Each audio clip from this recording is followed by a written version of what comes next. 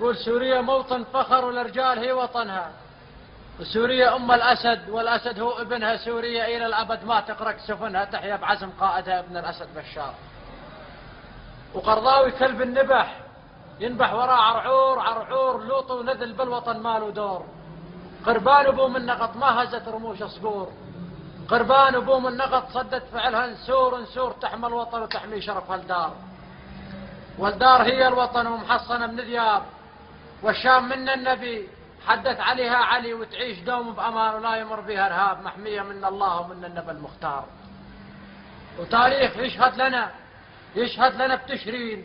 روح اسأل الصهيوني من سقط ال90، روح اسأل التاريخ، روح اسأل الثقلين كيف النصر جانا من صنع من أبطال.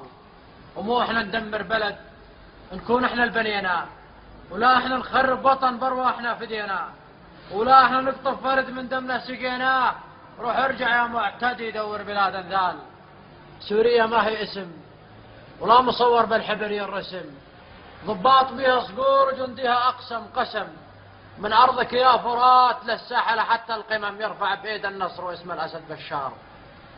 ويا امي صيحة فخر وانقالوا صاحت ليش، قولي لهم ابني كبر صار الولد بالجيش. ان قالوا ابنك مات قولي وطننا يعيش، ويعيش ابني بجنة والعدو يعيش بنار. يروح ابني فدوى شرف هالدار، شهيد ابني يعيش يرفع علم احرار.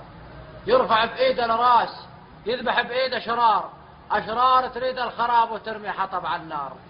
والجيشنا الف سلام سياج الوطن ناطوره، ويعيش ابن الاسد محفوظ دستوره. يعيش هذا الوطن بشار دكتوره، يعيش صقر العرب قائدنا وش ما صار. وتخسى كلاب هبت باعت وطن بفلوس، تخسى كلاب خلت من الشرف والناموس. مطرح مداس الاسد قاسم قسم لنبوس، ومو منا اللي بيع الوطن باليورو والدولار.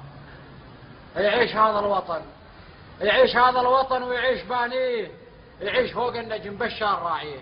يعيش هذا الوطن واشبات تحميه، اشبات تحمي الوطن بعزم الاسد بشار.